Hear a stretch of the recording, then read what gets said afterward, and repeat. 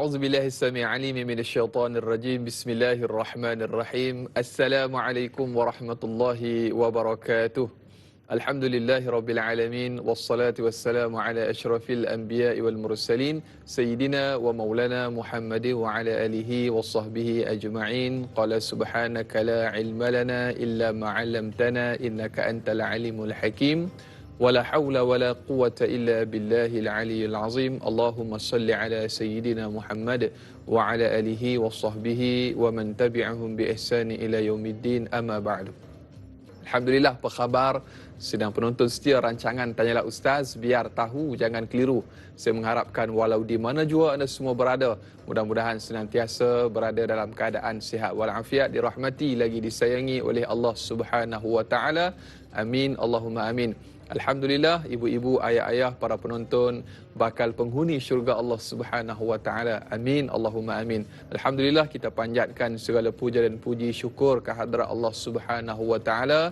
Pada pagi ini alhamdulillah kita kembali dihidupkan oleh Allah Subhanahu wa taala. Kita dibangkitkan dalam keadaan dikurniakan kepada kita nikmat yang terlalu banyak.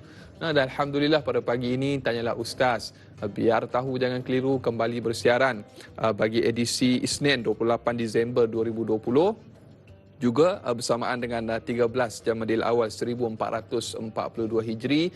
Alhamdulillah, kita syukur pada pagi ini tajuk yang saya kira cukup menarik untuk kita perkatakan, untuk kita diskusikan, iaitu mengenai akhlak adab berjiran. Walaupun mungkin kita sedia maklum tentang jiran, siapa jiran kita, tetapi pada hari ini mungkin kita boleh ulang kaji topik adab berjiran ini, dan insya-Allah mudah-mudahan lebih memperkukuhkan hubungan kejiranan kita. Dan kita bawakan di studio pada pagi ini panel studio kita yang berbahagia, Profesor Madya Datuk Dr. Muhammad Izzahar Arif. Assalamualaikum Ustaz. Waalaikumsalam warahmatullahi wabarakatuh. Kepada murabi saya, insya-Allah tabarakallah. Anas sihat Alhamdulillah Ustaz. Dah tak murabi dah. Anas dah jadi murabi lagi, sekarang. Ustaz. Sampai bila-bila murabi saya. Alhamdulillah. Dan alhamdulillah diharapkan kepada para penonton yang mungkin Ustaz yang mempunyai sebarang persoalan ataupun kemusykilan pada pagi ini, tak lengkap program kita kalau kita tak raikan soalan daripada sahabat-sahabat kita. Untuk mengajukan sebarang persoalan atau kemusykilan, boleh terus hubungi kami menerusi talian bebas tol 1888-1677 atau menerusi laman rasmi Facebook kami Tanyalah Ustaz TV3. Dan bagi anda yang menonton menerusi FB Live, jangan lupa untuk tekan butang kongsi, sebar luaskan, mudah-mudahan bermanfaat. Dan jangan lupa kita juga bersiaran serentak menerusi TV3 dan TV9.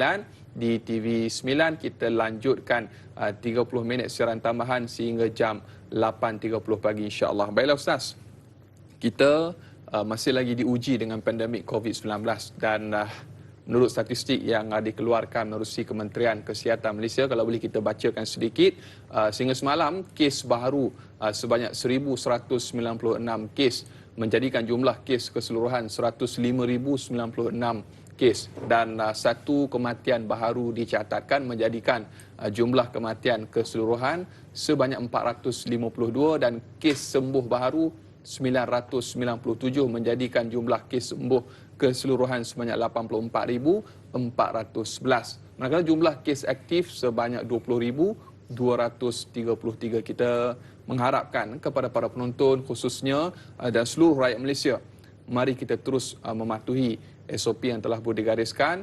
Mudah-mudahan Allah Subhanahu wa taala memberikan kekuatan dan semangat kepada kita untuk kita mengharungi cabaran pandemik COVID-19 ini. InsyaAllah dengan tanda pagar kita mesti menang. Baiklah Ustaz, saya kira mungkin ulang kaji untuk kita topik adab berjiran ini, tapi untuk mukadimah ataupun permulaan, saya serahkan kepada yang berbahagia Ustaz untuk mukadimah. Tafadhal masykur. Bismillahirrahmanirrahim. Alhamdulillah wassalatu wassalam ala Rasulillah wa ala alihi wa sahbihi ajma'in. Yang saya hormati adinda saya Dai Anas, para penonton yang dirahmati Allah, Assalamualaikum warahmatullahi wabarakatuh. Waalaikumsalam. Pertama sekali kita sebenarnya kena bersyukur, ya Dai Anas, kerana Allah Subhanahu wa taala dia bagi kepada kita ini macam-macam nikmat sebenarnya. Allah bagi nikmat, Allah nak tengok sejauh mana kita ini bersabar. Allah nak tengok kita sejauh mana kita bersyukur. Allah bagi kita ujian, Allah nak tengok kita sabar. Allah. Dalam masa yang sama Allah nak tengok juga kita bersyukur. Sebelum-sebelum ni, Alhamdulillah Allah bagi. Apa benda yang kita tak boleh buat? Betul tak? Betul. Nak balik kampung anytime, brother. Allah Akbar. Ya, nak orang kata apa, nak pergi makan, tak kisahlah. Awak nak duduk rapat ke, nak duduk bawah meja, atas meja, tak ada masalah. Allah Akbar. Tetapi sekarang dah tak boleh. Bila kita makan satu meja, ada yang boleh 2 orang, ada yang boleh 4 orang, tetapi dengan penjarakan sosial. Nampak tak? Sebenarnya Allah nak bagi tahu. Tengok, aku tarik sikit saja daripada nikmat yang aku bagi ni. Tarik sikit. Sebab apa? Sebab aku nak suruh kamu, wahai manusia, ingat kepada perkara sebelum ini. Itu yang Allah kata, wa'tasimu bihablillahi jami'an wa la tafarraqu wadhkuru ni'matallahi 'alaikum id kuntum a'da'an fa'alafa baina qulubikum. Allah bagi tahu tu. Berpeganglah kamu dengan tali Allah. Bermaksud jangan bermalas, jangan bertelagah. Fazkuru ni'matallah. Tengok balik kepada kisah silam kamu sebelum datangnya Muhammad sallallahu alaihi wasallam, nabi yang tercinta. Nampak tak? Allah suruh balik kepada sejarah. Allah suruh kita bermuhasabah. Allah suruh kita ini tengok diri kita ni macam mana. Samalah juga hidup kita ni. Tuan-tuan dan puan, hari ini kita hidup berjiran.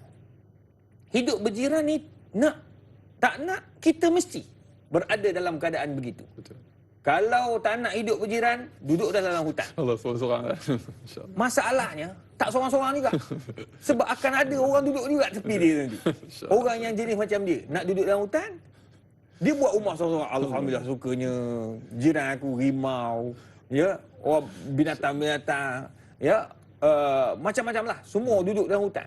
Lepas tu kan akan datang orang yang macam dia, yang tak suka duduk dalam masyarakat, tak nak berjiran, dia pun akan buat juga rumah dalam hutan. Jadi lah, ada jiran dah akhirnya. Maknanya manusia ni, dia takkan lari daripada hutan. Daripada hutan pula. Takkan lari daripada apa? Jiran. Daripada jiran. Allah. Lainlah. Allah. Tapi nak bagi tahu tuan-tuan, hidup kita kena berjiran. Baru-baru ni ada wartawan telefon saya. Dia tanya, Ustaz, kenapa hari ni masyarakat dah tak macam dulu?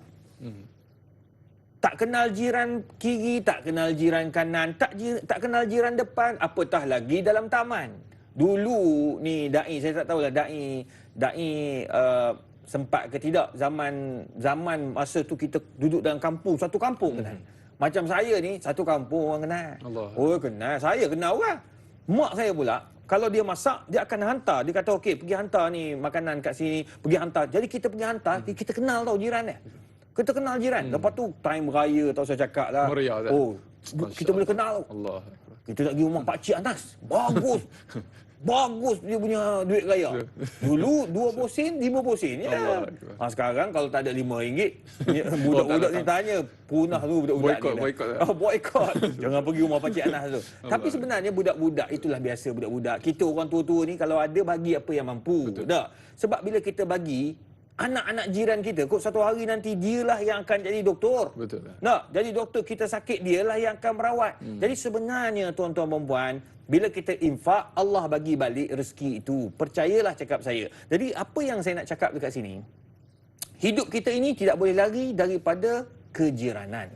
Oleh sebab itu, Allah Subhanahu Wa Taala menyebut dalam Al-Quran dalam surah Nisa ayat 36, ba'da a'udzubillahi minasyaitonir rajim.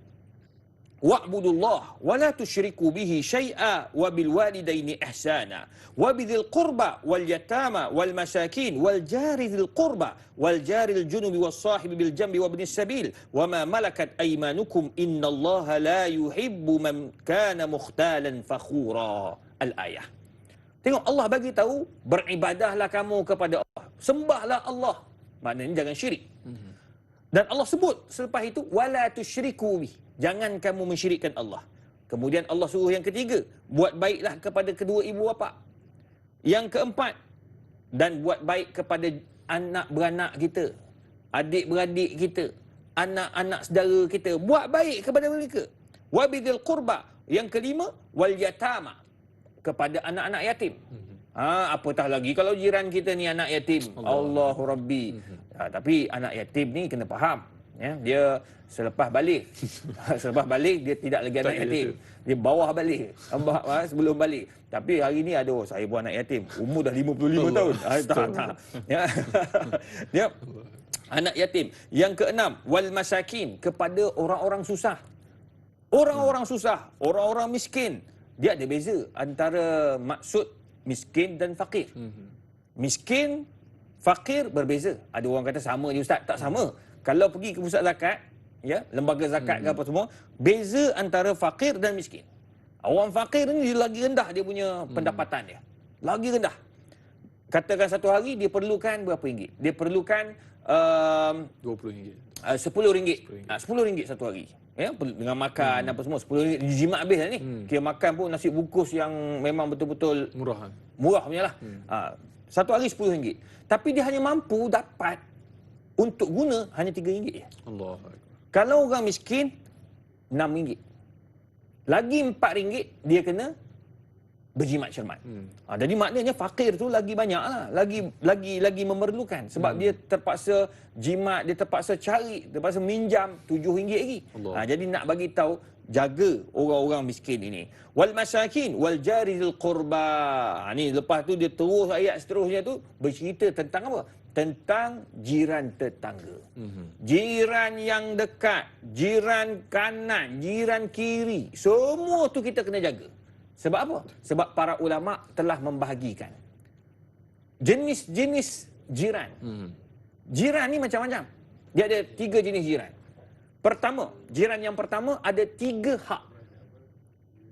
Siapa dia? Sahibul qurba. Jiran kita ni, dia adik-beradik kita, anak beranak kita. Kaum kerabat. Maka dia ada 3 hak. Pertama, hakul muslim. Yang kedua, hakul jiran. Yang ketiga, hakul qurba. Hak, orang kata apa? Hak anak beranak. Dia 3. Dia lain. Orang kata hak anak beranak lain. Kita kena sayangi mereka, kena dekati mereka. Anak dia orang macam anak kita. Tu. Nampak tak? Hak jiran. Dia ada hak-hak jiran, nanti kita akan bincang. Kemudian dia ada hak muslim. Hak muslim penting. Muslim, hakul al muslim, muslim ala muslim, ada hak. Jadi kita kena jaga. Itu yang pertama. Yang kedua, hakul jenis yang kedua, jenis dia panggil bukan kerabat. Bukan kaum kerabat. Siapa mereka? Apa yang perlu kita buat pada mereka? Pertama, hakul muslim, hak seorang muslim. Yang kedua, hak seorang jiran. Ini pun kita akan bincang. Nombor 3, ni penting. Kena faham juga. Sebab kita ni hidup, dia panggil masyarakat majmuk. Dalam negara kita ni ada orang Islam dan ada orang bukan Islam. Saya duduk di Syria lama. Nak jumpa orang bukan Islam ni, dia ada tapi tak ramai. Tak ramai. Macam contoh, katakan 100% kita bagi, orang Muslim ya, dekat Syria tu lebih kurang 80%. 20% lagi orang orang bukan Islam. Ada Kristian, ya, kebanyakannya Kristian lah, ya, Kristian. Cuma apa yang saya nak bagi tahu, berbeza dengan kita. Kita ni banyak agama ada, lepas tu banyak bangsa pun ada. Jadi dia ada jiran yang ketiga. Majmuk. Jiran yang ketiga, jiran yang bukan Islam. Apa hak dia? Hak dia satu je, iaitu hak al-jiran. Kejiranan. Maknanya daripada 3 jenis jiran tadi, 3 ada hak jiran yang kita kena jaga. Apakah hak-hak jiran itu? Para ulama dah sebut. Pertama sekali, hak jiran yang perlu kita ambil perhatian untuk orang Islam, afsyus salam. Bagi salam. Jangan pula kita ni dah duduk rumah berjiran, nampak jiran duduk tengah basuh kereta, bagilah salam. Betul? Ada orang, ya Allah, pelik saya. Berat pula.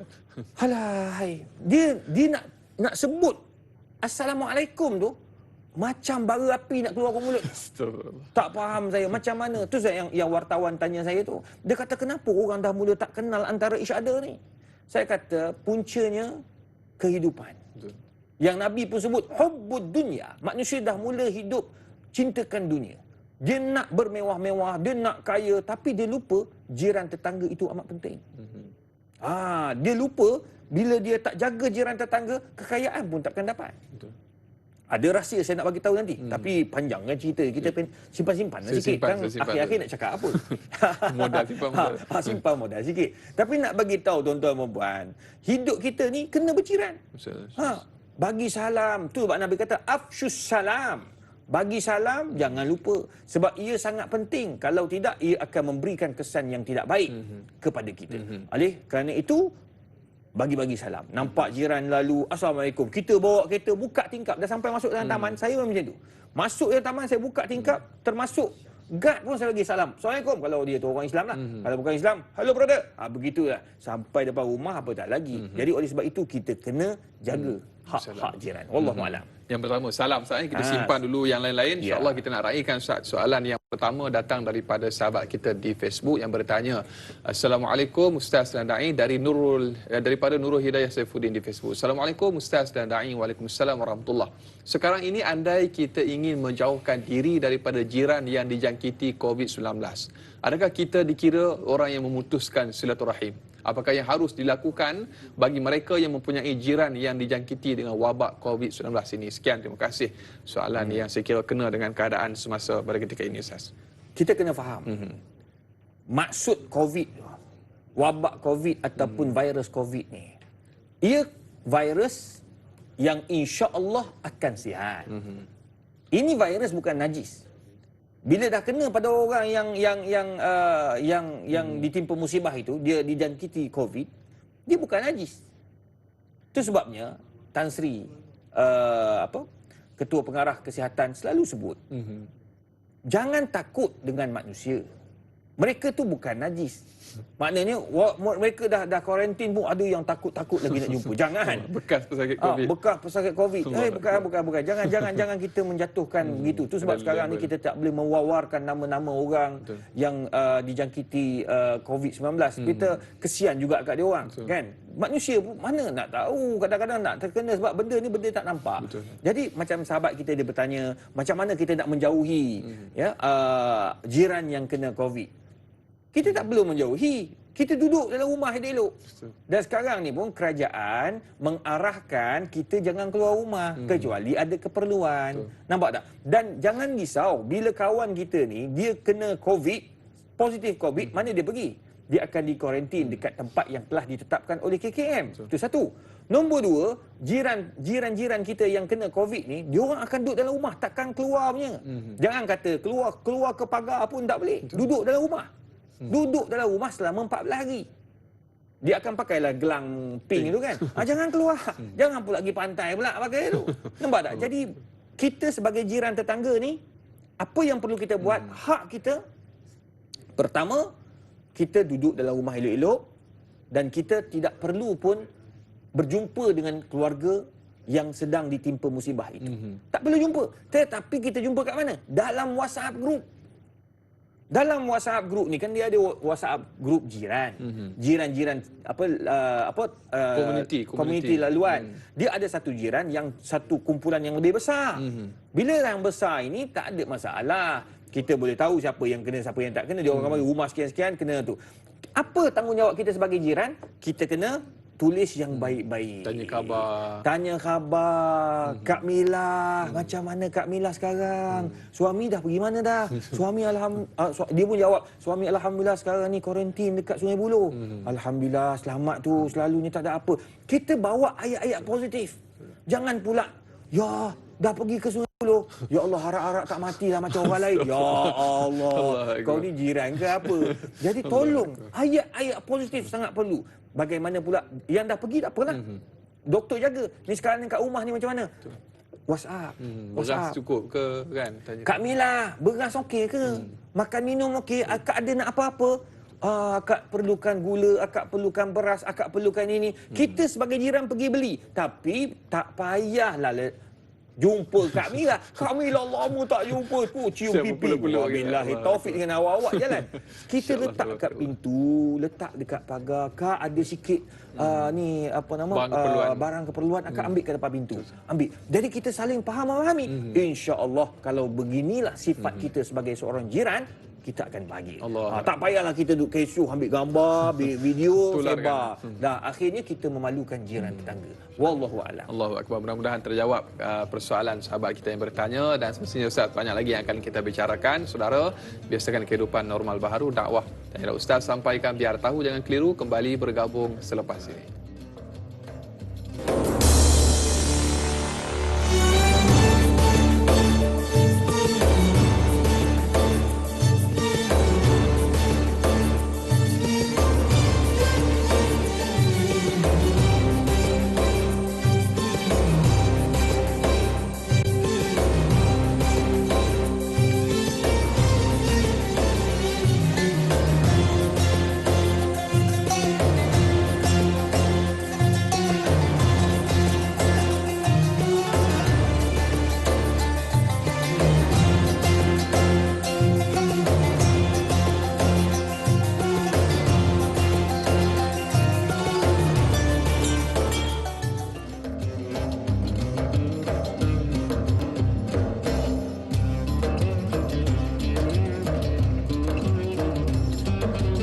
Alhamdulillah, masih lagi terus setia bersama dengan kami. Tanyalah Ustaz, biar tahu jangan keliru. Kita masih lagi berbicara topik akhlak adab berjiran. Kita bersama dengan yang berbahagia Profesor Madya Datuk Dr. Muhammad Izhar Arif. Dan Ustaz, kita tadi berhenti tentang 3 hak yang dimiliki oleh kaum kerabat kita yang berjiran dengan kita. Yang pertama, Ustaz dah ceritakan tentang memberikan salam, menyebarkan salam. Kalau kita misalnya tengok jiran kita sedang siram pokok bunga dan sebagainya, janganlah berat mulut sangat nak bagi salam, Ustaz. Itu yang pertama, dan kita nak teruskan dengan yang kedua dan yang berikutnya, Ustaz. Baik, menarik bila Da'i ulang sedikit tentang afsyus salam. Betul.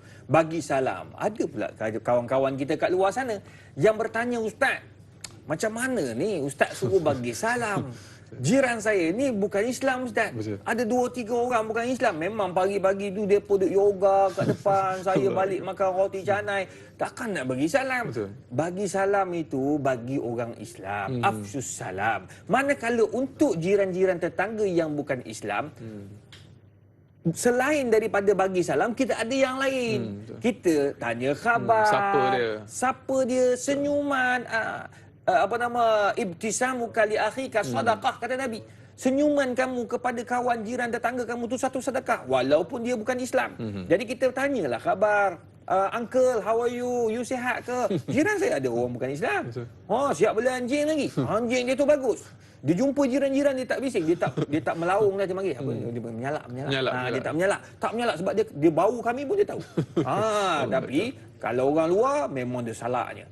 Tapi alhamdulillah dalam ramai-ramai komuniti tu ada seorang uncle. Uncle ni baik, tuan-tuan dan puan, baik sangat. Jadi maknanya kita siapa dia lalu depan rumah saya, dia mesti lalu depan rumah saya nak keluar, saya mesti bagi tahu kat dia. Saya angkat tangan kat dia, dia akan buka tingkap. Ini akhlak yang sangat baik yang kita kena ambil perhatian. Jadi ini antara perkara-perkara yang kita kena belajar, bagaimana kita nak rapat dengan jiran tetangga walaupun orang tu bukan Islam. Itu yang pertama.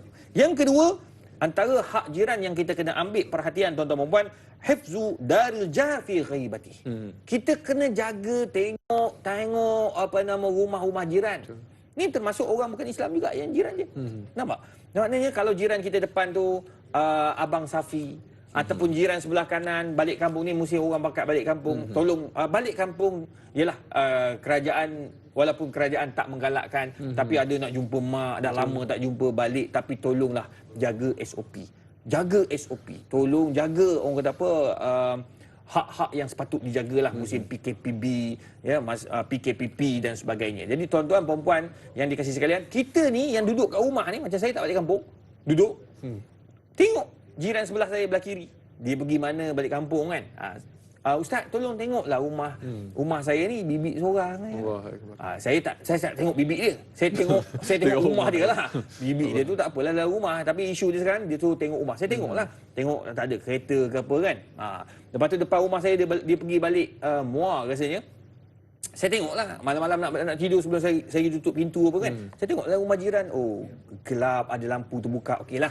Tapi kalau tengok lampu Gelap. lampu bilik terbuka lepas tu tutup, apa benda ni? Saya akan call lah jiran-jiran. Begitulah tanggungjawab kita. Kita buat yang termampulah. Jadi itu tanggungjawab kita. Hatta kepada rumah orang bukan Islam pun. Jiran kita tengoklah. Tengok ada lain macam lah, ada kereta berhenti depan rumah uncle lah. Telefon, "Halo uncle, ada sesiapa ke datang depan rumah you ada suruh ke?" Tak ada. Kalau gitu saya akan telefon guard lah. So datang, apa cerita kan? Jadi maknanya kita saling bantu-membantu. Wa ta'awanu 'alal birri wat taqwa wa la ta'awanu 'alal ismi wal 'udwan. Jadi itu antara perkara yang perlu kita ambil perhatian. Allahu akbar Ustaz, dan kita nak raikan soalan yang berikutnya Ustaz, yang diajukan kepada kita menerusi rakan Facebook kita Nur Dahlia Biru. Assalamualaikum Ustaz dan Naim. Waalaikumsalam warahmatullahi. Cik ada bagi love biru tu Ustaz. Apakah ada perbezaan antara adab berjiran di kampung-kampung dengan berjiran di kawasan bandar? Mohon pencerahan Ustaz. Terima kasih.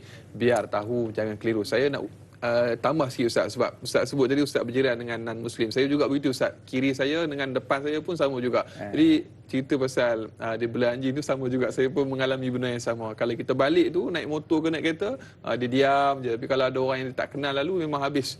Dia kejar Ustaz. Allahuakbar. Pandai anjing ni. Itu beza kejiranan di bandar dan juga di kampung sedikit Ustaz. Baik, dalam Islam perkara penting asas apa yang saya sebutkan ni, adab-adab jiran. Cuma bila beza antara kampung dengan bandar ni, apa beza dia? Beza dia uruf. Betul. Kaedah fiqh menyebut al-adah muhakkamah. Adat itu satu hukum. Adat itu boleh dijadikan penentu kepada suatu hukum yang baru. Jadi sekarang ni macam mana kita nak bezakan antara adat berjiran di kampung dengan berjiran di bandar? Saya nak bagi contoh. Kalau di bandar, adab berjiran kita macam itulah. Macam kita tengok hari ni, kita sapa, kita berjalan ke kita tengok daripada rumah ke rumah, kita duduk depan, berjalan sikit-sikit, jumpa dekat tu, dekat depan pintu. Kalau orang kampung lain. Kalau kat kampung mesti masuk minum dia. Dia akan main minum dulu, mesti minum. Tu orang kampung. Kalau orang Johor lagilah. Kalau dia ajak dia sediakan makan, kena makan. Orang Johor dia penuh dengan welcome tu. Dia hubungan dia sangat rapat. Kalau buat majlis ataupun makan-makan, rewang, dia akan tolong-menolong. Dia akan ada orang kata apa, yang ni angkat dulang, yang ni angkat tu, yang ni basuh pinggan. Dia macam-macam. Tapi kalau di bandar taklah, semua datang pakai baju batik. Stand by kamera. Yang kamera selfie. Itu pun dikira sebagai adat di bandar untuk berjiran tetangga. Jadi ini perkara biasa. Jadi itu sebabnya kita sebagai, saya nak jelaskan detail payah juga. Sebab setiap kampung itu berbeza-beza adatnya. Jadi oleh sebab itu, kita balik kepada adat, kita balik kepada situasi kampung dan juga bandar. Kadang-kadang ada setengah bandar, taman-taman tu dihidup macam orang kampung juga. Kita kena ikut. Marhabannya Ustaz. Marhabannya. Kalau kena time malam raya, dia jalan habis satu pusing sampai pagi. Takbir. Lepas tu sampai pagi lah. Jadi maknanya kita kena tengok situasi dan cuba menerima adat setempat. InsyaAllah. Norma Ustaz. Norma. Jadi insyaAllah kita tidak akan jadi janggal dan pelik. Wallahu a'lam. Allahu akbar. Ibarat kata apa, rusa masuk hutan, masuk kampung. Habis kawan kita lah Ustaz, dia tersesat, dia tengok macam mana ni kan. Sebab dia dah biasa kat kampung begitu. Jadi itulah antara perkara yang perlu kita biasakan insya-Allah. Dan berikutnya Ustaz, kita ada pemanggil yang pertama pada pagi ini di talian. Halo, Assalamualaikum. Waalaikumsalam warahmatullahi wabarakatuh. Da'i dan Ustaz dan semua warga kerja TV3, TV9, biar tahu jangan keliru. Okey, soalan saya ada dua yang ringkas Ustaz. Ya. Okey, yang pertama saya nak tanya, apa pandangan Islam dalam situasi dengan jiran yang suka bermegah-megah dengan kemewahannya? Allah. Okey, yang kedua, bagaimanakah bagi membentuk akhlak dengan adab berjiran yang mulia agar ukhuwah sentiasa erat serta dapat bantu-membantu ketika dalam kesulitan. Itu je soalan saya. Terima kasih. Assalamualaikum warahmatullahi wabarakatuh. Sama-sama. Waalaikumsalam warahmatullahi wabarakatuh. Terima kasih Cik Ismail Maisa Sungai Buloh yang bertanya soalan tentang ialah buat anak jiran terliur ni. Kasut dia mahal. Untunglah ayah ada kaya kan. Jiran yang tengok anak jiran sedih menangis, kata ayah bila nak dapat kasut macam itu, kasut 300-400 Ustaz, masya-Allah tabarakallah. Sekarang ni musim PS5 orang gitulah, orang beli kan. Ustaz belum kan. Tak ada. Tak boleh. Tak pandai main Tak game. minat Ustaz. Tak Masya-Allah pandai main tabarakallah. game. Jadi antara adab jugalah Ustaz. Kita Ya. kena didik anak-anak kita. Kemudian pembentukan akhlak dalam rangka kita nak bina hubungan dalam komuniti yang lebih baik. Saya sedikit Betul. Ustaz. Terima kasih kepada Tuan Haji yang bertanya mengenai bagaimana nak menghadapi jiran-jiran yang suka bermegah-megah. Tuan-tuan dan puan, itu sebabnya hidup kita ni kena berjiran. Betul. Bila hidup kita berjiran, kita akan kenal macam-macam orang. Ada orang dia jenis macam ni, ada orang jenis macam tu. Termasuk salah seorang daripadanya bermegah-megah dengan apa yang dia ada. Kejap-kejap tukar kereta. Insya-Allah. Dia tu masalah tukar kereta tu dia punya masalah, tak ada hal. Dia nak tukar kereta, duit dia ada. Dia mampu. Masalah sekarang dia pergi ke rumah jiran. Bang, saya tengok kereta abang ni nampaknya macam dah 10 tahun. Insya-Allah. Tak tukar ke? Saya paling lama pakai 4 tahun. Dia nak tunjuk dia punya kekayaan. Jadi macam mana kita nak menghadapi orang-orang macam ni? Pertama, kena ada sifat dalam diri kita baik sangka kepada orang ini untuk dia berubah. Sebab hidayah itu milik Allah. Kita suka tengok kawan-kawan kita, jiran-jiran kita kaya. Sebab apa? Sebab bila dia kaya, dia boleh banyak membantu. Dia boleh infak untuk buat baiki jalan. Dia boleh infak untuk buat guard punya facilities. Dia boleh infak untuk orang potong rumput macam-macam. Bila kawan jiran kita kaya. Zakat Jangan dia. gaduh dengan dia. Jangan gaduh. Kalau kita gaduh, kita pun tak dapat apa-apa. Betul. Tak, kita baik dengan dia. Tak apa, kita baik sangka, so, insya-Allah satu hari nanti berubahlah orang ni. betul. Itu tanggungjawab kita yang menghadapi jiran yang macam tu. Nombor dua, jangan ambil kisah dengan apa yang dia buat. Dia nak tukar kereta, biarkan. Dia datang, kalau dia datang, Assalamualaikum. Ni nak bagi tahu, ni baru je tukar perabot dalam rumah tu. Kita ni buat selamba-selamba. Oh ya ke? Ya Allah, habis yang lama buat apa? Tak tahu. Kadang-kadang orang-orang ni dia terlepas cakap juga. Saya pun tak tahu. Terlebih sofa kat rumah tu. Ingat nak bagi kat orang free ya. Kita pun apa lagi? Kalau macam tu bang, rumah saya ni dah lama, dah 10 tahun nak tukar. Bagi-bagi dah kata. Tak? Jadi kadang-kadang kita, oh ya betul. Tak ada dia pun bawa. Kadang-kadang orang-orang macam ni, dia akan bagi juga. Betul. Dia ni perangai dia.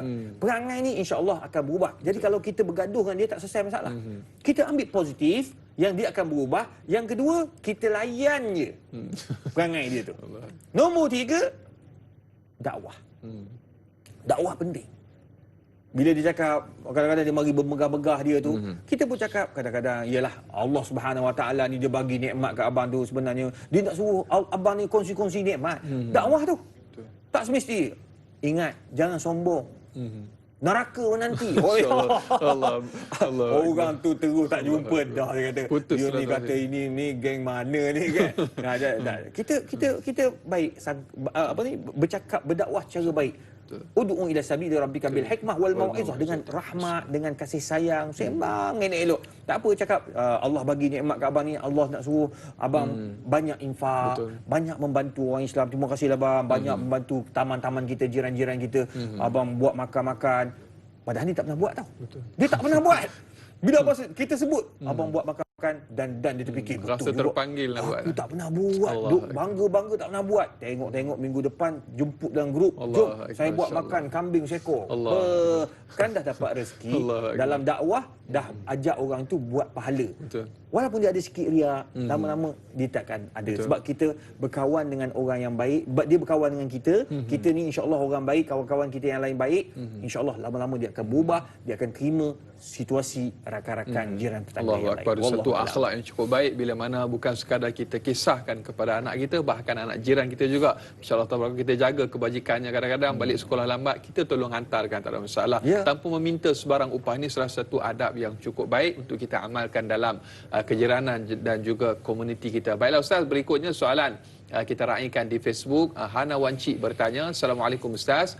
Waalaikumsalam warahmatullahi. Soalannya, adakah berdosa menanam pokok bunga atau pokok hiasan sehingga mengganggu laluan jiran-jiran, tetapi niat hanyalah untuk mencantikkan halaman jiran mereka? Mohon pencerahan Ustaz. Terima kasih Ustaz Ladai. Kadang-kadang dia tengok tanah ni dia tak boleh, dia pantang tanah biar kosong, dia nak je tanam pokok bunga. Masalahnya tanam tu sampai mengganggu orang nak parking, susah. Ini salah satu perkara yang mungkin ada penyelesaian di situ Ustaz. Niat tu bagus. Ya, niat tu bagus dan Nabi pun dia ajar kita untuk perbetulkan niat. Innamal a'malu binniyat. Setiap amalan itu balik pada niat. Tetapi dengan niat itu, dengan keinginan itu tidak boleh menghalalkan cara. Niat bagus. Nak bantu orang fakir miskin. Tapi cara macam mana dapat duit? Dia pergi rompak bank. Masya-Allah, Tak betul lah tu. Macam mana kamu ni niat nak bantu orang fakir miskin, kau pergi rompak bank. Itu dah tak betul. Jadi cara tak betul. Sama lah juga macam kita ini niat kita bagus. Nak cantikkan laman rumah jiran tetangga. Bagus niat tu. Betul. Tetapi cara pergi tanam mengejut macam tu, tiba-tiba tanam pokok durian. Wabillahi taufik. Jatuh atas kepala. Aduh, dah masalah pokok durian dia punya akar tu boleh terangkat rumah tu. Jadi kena tahu. Kita ni nak tanam pokok, nak bagi nampak cantik jiran tetangga punya rumah, kita kena minta izin nombor 2. Niat dah bagus, nombor yang pertama bagus, nombor 2 niat. Minta izin. Minta izin maksudnya apa? Wasyawirhum fil amri. Berbincang. Tanya abang tu. Bang, bantulah. Saya tengok rumah abang ni dekat depan ni. Allah, tak kosong lah, tak cantik. Saya memang suka tanam pokok. Ada pokok-pokok lebih tu. Kalau abang nak saya tanamkan. Tak bayar-bayar bang. Alah, kita jiran-jiran nampak cantik rumah kita. Kan cantik. Bahasa bahasa tu. Bahasa. Kita orang, kalau dah benda orang nak bagi free. Silakan. Ada lagi. Kat dalam rumah pun boleh. Dia jadi maknanya orang akan happy. Betul tak? Jangan pula kita tiba-tiba bawa cangkul. Hei, jangan. Cangkul orang jiran kata, apa cerita kawan kita ni pergi tanam pokok di bawah rumah. Dia ni nak buat renovation ke, nak buat parking kat tepi tu ke? Jangan. Jadi sebabnya niat kena dah betul. Yang kedua, berbincang. Ya, berbincang. Jadi bila kita berbincang, kita tidak akan ada masalah. Wallahu a'lam. Hatta kadang-kadang depan rumah kita kan, dia punya kawasan dia tak berapa elok, dia pokok macam adalah jiran saya kan, dia jarang ada rumah dia tu, dia beli, dia datang jarang-jarang. Dia tapi rumah dia cantik, tepi dia tanam pokok, ada pokok apa macam pokok bonsai, kelapa pendek, kelapa pendek dia panggil. Pandan. Tak tahulah. Dia pendek kan, dia keluar gitu kan. Jadi bila orang lalu, dia punya dahan tu dah lembik, dia akan jatuh, dia kena ni lah, kena kereta. Jadi saya tengok daripada rumah tak kesian jiran tadi saya kata telefon, "Assalamualaikum Pak, nak tanya sikit ni, pokok tu dia dah keluar ke depan. Jadi boleh tak saya nak potong?" "Tak apalah abang, tak payah balik saya potong." Saya pergi potong. Sebab takut kena kereta orang, takut orang marah kan. Dia kata, ya Allah Ustaz, tak apa, terima kasihlah banyak-banyak Ustaz. Saya ni sibuk sikit. Dia duduk kat ampah. Alhamdulillah diizinkan saya pergi potong, potong, saya pun buang elok-elok. Tak adalah saya potong tinggal begitu tak. Saya buang depan rumah saya, dia letak. Nanti kan ada orang datang ambil. Jadi maknanya kita ni apa-apa pun bincang, nak potong ke, nak tanam ke, apa saja kena minta izin dan kena berbincang. Wallahu a'lam. Allahu akbar, supaya tidak timbul sebarang salah faham. Inilah hidup berkomuniti ataupun berjiran Ustaz. InsyaAllah banyak lagi akan kita bicarakan Ustaz dan juga sidang penonton. Jangan ke mana-mana. Kita berehat seketika, kembali bergabung selepas ini.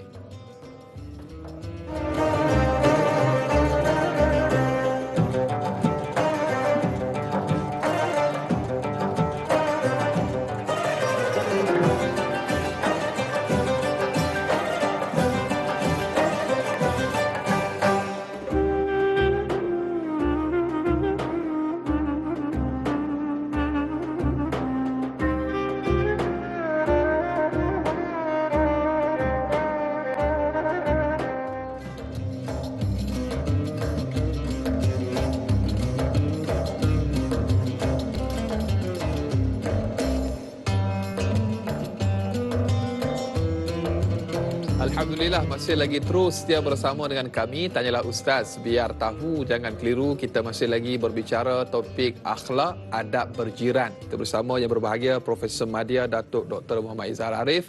Dan Ustaz, banyak soalan yang telah pun kita kupas dan juga kita bantu untuk jawab. Dan kita nak raikan lagi Ustaz soalan yang berikutnya. Sahabat kita di Facebook yang bertanya, Ana Karnina. Assalamualaikum Ustaz dan Da'i. Waalaikumsalam warahmatullahi. Soalannya, adakah perlu ada sikap toleransi dengan jiran yang bukan Islam yang melibatkan budaya bila mana tiba hari perayaan? Yang kedua, bolehkah kita menjemput jiran yang bukan Islam kita menghadiri majlis tahlil di rumah kita? Mohon penjelasan Ustaz. Terima kasih. Ini biasa mungkin berlaku. Kita nak bezakan yang mana boleh, mana tak boleh. Ya. Sikit pada Ustaz. Baik, toleransi dalam agama perlu difahami betul-betul. Itu sebabnya kita kena ambil cakna terhadap fatwa-fatwa yang berkaitan tentang kerajaan agama lain. Jadi itu sebabnya dalam isu toleransi dalam agama terhadap saudara-saudara kita yang bukan Islam, kita boleh meraihkan, kita boleh menghormati jika ia tidak melibatkan akidah. Kalau melibatkan budaya, budaya just diajak makan sebab ini tahun baru dia ke apa semua kan, tak ada melibatkan akidah. Kita pergi makan-makan dan kita tahu, dan dia pun bagi tahu ini makanan memang ada segi halal, lepas tu dia bagi makanan pun makanan yang kita tahu adalah halal, maka kita makan. Kita hadir, tak ada masalah. Tetapi kalau ia melibatkan akidah, kena berhati-hati. Sebab kita khawatir kita terjebak dengan benda-benda yang boleh mengeluarkan kita daripada akidah Islam. Itu bahaya. Itu sebab Nabi SAW ada jiran yang bukan Islam, iaitu Yahudi. Nabi SAW menghormati jiran itu sebagai seorang jiran. Datang bawa makanan, bawa buah tamar, masa dia sakit, ziarah. Itu akhlak Nabi. Sehingga orang Yahudi ni tengok, Masya Allah, akhlak Nabi sangat hebat sehingga mengucap 2 kalimah syahadah. Itu hebatnya Nabi SAW. Ya, maknanya Nabi SAW ni dia akan bawa prinsip lakum dinukum waliyadin. Kamu dengan agama kamu, kami dengan agama kami. Tapi kami jaga, kami jaga akhlak sebagai seorang jiran. Itu yang pertamalah. Ya, maknanya kita kena tengok yang budaya yang bagaimana. Budaya yang melibatkan akidah tolong hindarkan dan jangan terlibatlah. Sebab apa? Boleh membawa kepada keluar daripada Islam wa iyazubillah. Jadi itu sebab kena alert ataupun kena cakna terhadap fatwa-fatwa yang dikeluarkan oleh mufti-mufti kita di Malaysia. Ya, yang mengeluarkan hukum hakam yang cukup menarik. Jadi yang keduanya yang kita kena ambil perhatian, kalau katakan budaya kerajaan jiran-jiran kita yang melibatkan budaya, itu tidak ada masalah. Budaya maksudnya adat dia dan sebagainya, selagi mana ia tidak bercanggah dengan syariat. Cuma soalan yang kedua tu menarik, ya, berkaitan dengan dengan apa tadi? Toleransi agama dan juga budaya yang melibatkan contohnya dia membuat sesuatu yang mungkin mengeluarkan bunyi sedikit agak bising, dan kita perlu toleransi benda tu, Ustaz. Jadi perlu berbincang benda tu, insya-Allah saya akan jawab selepas ini. Saya khabarkan ada pemanggil, Ustaz. Ada pemanggil yang berikutnya, Ustaz macam tahu-tahu, Ustaz. Allahu akbar. Pemanggil yang sedang pun berada di talian pada ketika ini iaitu Encik Omar Abdul Majid. Halo, Assalamualaikum. Waalaikumsalam warahmatullahi wabarakatuh. Dai Anas dan Datuk Dr. Muhammad Izhar Arif. Saya Omar Abdul Majid, betul lah. Omar Abdul Majid dari Felda Cini Timur 3, Pekan Faham. Assalamualaikum Datuk dan Dai. Waalaikumsalam warahmatullahi wabarakatuh. Ya, soalan saya begini Datuk ya. Datuk, saya daripada kecil dulu Datuk di kampung. Arwah mak dan ayah saya Datuk ya. Jiran tetangga kami ni ada yang mempunyai harta dan wang ringgit lah, berharta orang kaya ni Datuk. Jadi apabila raya-raya ke apa ke, arwah ayah dan mak saya ni berpesan kepada saya, nak, jangan pergi rumah jiran kita tu, dia tu orang kaya, orang senang. Nanti dia marah awak datang pergi rumah dia, ngotor-ngotor ke rumah dia. Jadi soalan saya Datuk, adakah ini adat Islam galakkan ke bagaimana ke Datuk? Kerana saya dididik daripada kecil begitulah. Dan bukannya ibu dan ayah saya, arwah ibu dan ayah saya saja yang berpesan begini. Kebanyakannya kalau jiran tetangga tu berharta, ada duit sikit, orang kaya, maka di level sebagai orang yang tak berapa mesra dengan jiran tetangga ini. Apakah ini dibolehkan dalam Islam ataupun bagaimana Datuk? Baik. Untuk menyelesaikan permasalahan yang ini yang dididik daripada dulu sehingga sekarang, budaya orang kaya itu tidak baik budi pekertinya. Sedangkan orang kaya itu kalau tak ada orang kaya, siapa yang nak beri zakat, nak bantu orang miskin ni Datuk? Itu soalan saya Datuk dan Dai. Terima kasih banyak Datuk dan Dai. Assalamualaikum. Waalaikumsalam warahmatullahi wabarakatuh. Masya-Allah tabarakallah. Saya tak pasti, mungkin hanya segelintir saja mungkin bersikap sedemikian mungkin, dan Ustaz sendiri pun dulu masa kecil kan pernah menyebutkan pernah dengar raya di sini dia punya apa dia panggil pot dia kutip dia raya mungkin sedikit berbeza. Saya bersetujulah dengan Tuan Haji yang saya rasa pemanggil tetap. Alhamdulillah, orang yang banyak bagi idea, bagi inspirasi. Terima kasih banyak. Dan saya rasa dah 10 tahun, 11 tahun saya dengan Tanya Ustaz ni, 12 dah, 28 kan. mesti ada. Wajib lah. Semoga Tuan Haji dimurahkan Amin, rezeki, insyaAllah, dipanjangkan mudah-mudahan. umur, diberikan kesihatan sebab menyokong rancangan agama. Betul. Ini tanggungjawab dia. Ini jihad yang dibuat oleh saudara Tuan Haji tadi. Cuma bila adat orang-orang dulu lah sebahagiannya, dia kata jangan pergi rumah orang kaya gini-gini, orang kaya ni kan kita pecahkan. Orang-orang mak ayah kita dulu, atuk-atuk nenek kita, dia bukan apa tau. Dia takut kita ni, anak kita ni ialah Nakal. nakal. Anak kita mungkin dia kotor, dia tidak orang kata apa, tidak terjaga sangat. Dia bila pergi rumah orang kaya takut kotorkan. Bila kotorkan pecahkan cermin orang, pecahkan cawan orang, nak kena air. bayar mana mak ayah ada duit. Betul. Jadi orang-orang dulu lain. Dia orang melihat kepada takut rosaknya barang. Ya, tapi hubungan mak bapak ni tadi dengan mereka baik. Betul. Sebenarnya macam atuk saya. Bukan ada orang, bukan berduit pun, tapi dia rapat dengan macam-macam orang. Orang kaya, orang tak ada duit, orang ada duit, semua dia rapat.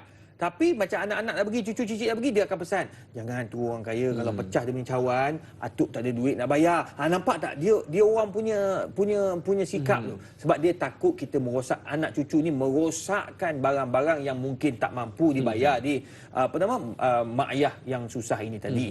Itu satu. Yang kedua, adakah adat itu perlu digunakan lagi? Tak perlu dah. Sebab sekarang ni orang kaya ramai yang baik-baik, pemurah, dan mereka ni tak kisah pun. Ya, anak-anak datang, dia ada kawasan, bahkan orang kaya ni kan di rumah dia ada kawasan tu untuk budak-budak main. Betul. Suka budak-budak kalau dah ada playground tu, jangan risau, dia tak masuk dalam rumah. Tak masuk Lock dah. dia siap, Letaklah kunci karipap ke, tak ada dia. Dia InsyaAllah, takkan Allah. nampak karipap tu, tak penting bagi dia. Yang penting tu gelongso tu. Kalau ada kolam mandi, sekarang ni banyak rumah dah ada kolam mandi, dia main kolam mandi tu, esok pagi pun belum tentu keluar lagi. Dia orang tak kisah. Budak-budak tu, hari ni orang kaya dah pandai. Betul. Dia dah buat ini kawasan untuk budak-budak. Lepas tu dia ada setengah-setengah tempat tu, ini kawasan TV untuk tengok apa? Tengok main game. Main game. Macam Han sebut tadi kan, main game. InsyaAllah. Jadi budak-budak ni kalau dah main game, mak bapak letaklah karipap, tak makan dia. Makan. Jadi insya-Allah orang kaya hari ni pun dia tak macam dulu-dulu dah, dia orang pun alhamdulillah sangat orang kata apa, Mesra sangat jiran. mesra. Mesra Bahkan hari ni nampak lebih kurang ni semua, insya-Allah. Jadi tak apa, yang adat dulu mungkin hari ni kita tak payah pakai dah. Betul. Kita pakai yang hari ni, yang Islam ajar, kita kena bermesra. Dan yang kaya ni pula jangan sombong dan angkuh. Itu saya nak kongsi lah apa yang disampaikan oleh Tuan Haji itu tadi. Ya, yang adat dulu tu mungkin situasi mereka berbeza, tak sama dengan kita hari ni. Itu satu. Nombor dua, saya nak sambung tadi sahabat kita yang tanya tadi, apa Anna tadi kan. Dia tanya soalan, boleh ke kita jemput orang bukan Islam, jiran Tahlil. kita bukan Islam datang nak kenduri tahlil rumah kita? Boleh. Kita panggil mereka datang ke rumah kita ini, rumah kita, jiran kita. Kita buat makan. Sebenarnya majlis tahlil ni adalah majlis kita Mendoakan berzikir, si mati. kita berdoakan si mati, kita sama-sama orang kata apa, mengingati Allah Subhanahu Wa Taala, mengingati mati. Sementara nak tunggu makan, sebenarnya dia punya orang kata apa, main point dia yang utama ni nak buat makan. Yang Nabi kata at'imut ta'am. Kita nak bagi makan, anak-anak nak tunjukkan tanda bersedekah dan nak sedekahkan kepada arwah ayah atau ibu. Betul. Kita panggil jiran kita datang makan. Jadi tak ada masalah. Dia orang bukan Islam pula, dia datang, dia takkan tahlil dengan kita. Dia pun tahu, dia pun tak reti apa nak baca apa semua kan. Dia akan duduk kat luar dia. Ada. Duduk kat luar nunggu. Orang lain kan duduk berzikir kat dalam kan. Baca Yasin, lepas baca Yasin dia tahlil, lepas tahlil berzikir la ilaha illallah, lepas tu berdoa. Dia orang kat luar. Lepas tu bila orang berdoa, dia akan macam dia akan duduk, dia akan menghormati, dia tak sembang, tengah sembang tu dia terus diam sebab ada orang tengah berdoa.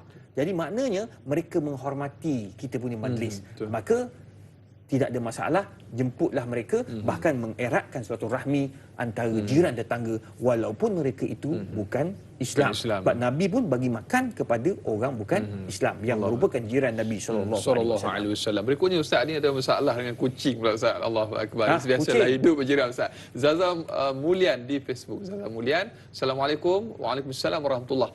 Jiran saya mengadu kucing stray cats masuk ke kawasan rumah dan mengganggu rumah beliau. Dia mengarahkan saya supaya menangkap kucing-kucing tersebut dan membuang ke pasar. Saya enggan menurutnya kerana pada hemat saya kucing-kucing tersebut bukan kepunyaan saya. Untuk pengetahuan semua, kucing yang datang ada yang kepunyaan penduduk di taman tersebut juga. Adakah saya berdosa kerana enggan menurut kehendak jiran saya itu? Tolong bantu saya dalam kekeliruan ini. Zaza dari Seberang Jaya, Pulau Pinang, Ustaz. Biasalah hidup berjiran. Kadang-kadang kucing tu buang najis di dalam tempat rak kasut dan sebagainya. Ini mungkin ada perkara yang perlu kita sama-sama teliti, Ustaz. Baik. Satu soalan yang bagus dan benda ini dibincangkan oleh ulama. Saya dah baca beberapa fatwa-fatwa yang dikeluarkan oleh ulama antarabangsa berhubung tentang kucing ini. Bahkan saya peminat kucing. Saya memang ada kucing. Kucing. Pencinta kucing. Dalam IG saya mesti ada kucing. Nama kucing saya Mickey. Mickey. Ada orang tanya saya, Ustaz, kenapa berbual nama Mickey? Nama tak Islamik. Loh, saya terkejut. Saya Mickey. Oh, kena Islam Kena juga. Islamkan kucing. Saya pun cakap kat dia. Saya kata, bang, jangan risau bang. Dia telah ku Islamkan. Mau taknya time saya semayang malam, dia ada kat kaki saya. Dia tahu dia time saya semayang. Kalau kuliah kan, sekarang kan musim PKPB, online. Dia wajib akan datang. Ini bukan sunat lagi dah, wajib. Dia juga tidur kat atas, dia tahu time saya nak kuliah atau kuliah online, dia akan turun duduk kat tepi saya. Dia akan main kat kawasan kaki. Kadang-kadang saya angkat tengok kucing. Memang kucing ni dia ada perasaan terhadap ayat-ayat suci Al-Quran dan sebagainya. Hebat. Ini makhluk Allah Subhanahu Wa Taala. Cuma kita sebagai jiran tetangga, bila macam tadi kakak tu datang kucing banyak kan? Betul. Kucing yang tak tahu daripada mana datang ni, datang ke rumah kita. Rombongan tu. Dia rombongan, dia kencing, dia berak. Kalau yang jantan dia suka spray. Dia spray tu, ya Allah, paling perit bau dia. Bau dia payah tau. Memang saya faham sangat sebab saya pembela kucing. Saya ada tip dia, Ustaz. Ada tip? Ada tip lah. Spray minyak diesel. Diesel? Atau minyak tanah. Masalahnya bau diesel lah pula rumah ni. Sikit je, Ustaz. Sikit je. InsyaAllah dia tak datang. Jadi masalah sekarang ni, kucing-kucing ni, ada yang kencing, ada yang berak, ada yang kadang-kadang taman-taman kita tu jadi tempat dia buang air pula. Tempat pembuangan. Pembuangan. Jadi tandas awam untuk kucing-kucing ni pula. Stres kawan ni. Jadi macam mana nak buat? Step yang pertama, ambil video, ambil gambar, letak dalam grup jiran-jiran. Itu penting kita duduk dalam grup jiran. Tanya. Ini tidak. Jiran masuk dalam grup, dia live group. Masuk dalam grup, dia live group. Wabillahi taufik. Jadi nak buat pengumuman pun payah. Jadi kita ambil video, siapa punya kucing, tolonglah. Ayat biar baik. Ayat biar positif. Saya merayu kepada tuan-tuan kucing. Tolonglah. Simpanlah kucing ni elok-elok. Rumah saya ni Alhamdulillah, sekian lama sudah, 2-3 tahun tempat jadi pembuangan. Kesianlah kat saya. Jadi kita cakap dengan elok-elok, jiran yang tahu kucing-kucing dia tu, tolong jaga. Jiran ni pula, kata para ulama, dia kata wajib kita simpan kucing tu. Kurung dia. Jangan bagi keluar rumah. Sekarang ni dalam rumah pun boleh. Kucing saya tak pernah keluar rumah pun. Kalau keluar rumah, kita keluar, dia masuk balik. Dia anak dara. Kan? Anak dara, pemalu sikit. Jadi maknanya tuan-tuan, perempuan, kita kena pastikan yang kucing kita tu terpelihara. Kalau dia kucing-kucing ni menzalimi jiran-jiran kita, maka kita berdosa. Kucing tak berdosa. Kucing ni makhluk ghair mukallaf. Betul. Tapi kita yang jaga ni, kita berdosa. Jadi tolong. Ada kucing naik atas kereta baru beli. Allahu Akbar. Baru beli, dia cakap wabillahi taufik. Kena heart attack jiran. Terkejut. Dia dah cala sana sini. Tolong, kita kena jaga. Itu yang pertama. Step pertama, wawarkan dalam apa? Grup WhatsApp tertutup. Yang kedua, kalau tidak ada juga tindakan, ia masih lagi buat kacau dalam rumah, dia banyak degi cakar sana cakar sini, habis sofa-sofa rosak, sedangkan itu bukan kucing kita, maka jiran kita menasihatkan ambil dan bawa ke pasar-pasar, tempat yang sepatutnya, tempat yang orang kata apa, tempat yang ada makanan. Betul. Jangan pula pergi buang dekat hutan kajang tu. Nak makan apa dia? Dia bawa ke tempat-tempat yang banyak makanan. Bawa, letak kat situ, dibenarkan. Sebab apa? Sebab kucing itu kucing liar yang kita pun tidak tahu daripada mana datangnya, tiada tuan, dan kita pun dah mewawarkan, tidak ada tindakan, maka boleh kita buang dan kita letakkan di tempat yang sepatutnya. Yang haramnya, ambil kucing itu, letak dalam guni anak beranak, lempar daripada tingkat 16. Itu berdosa dan berdosa dan berdosa. Sebab apa? Menzalimi binatang. Kalau tak nak pun, ambil elok-elok, bawa pergi dekat tempat yang sepatutnya. Dan sekarang pun banyak pusat-pusat yang menempatkan haiwan walia ni, terutamanya anjing dan juga kucing dan juga pihak-pihak yang berkuasa yang bertanggungjawab untuk menguruskan hal-hal ini. Jadi pokok pangkalnya Ustaz, kita perlu berkomunikasi dengan baik dengan komuniti dan juga kejiranan kita supaya tidak timbul salah faham di situ Ustaz. Dan berikutnya Ustaz, kalau boleh kita raikan soalan menerusi sahabat Facebook kita, Intan Zurina Abdul Razak bertanya, Assalamualaikum Ustaz dan Da'i. Waalaikumsalam warahmatullahi. Soalan saya berkaitan dengan hadis yang berikut daripada Abu Zar radhiyallahu anhu bahawa Nabi SAW bersabda, apabila engkau memasak kuah maka perbanyakkanlah airnya dan berilah kepada tetanggamu. Hadis riwayat Muslim nombor 2625. Terkadang Ustaz menjadi serba salah apabila memberi jiran juadah kerana memikirkan jiran akan terpaksa membalas juadah kita pula.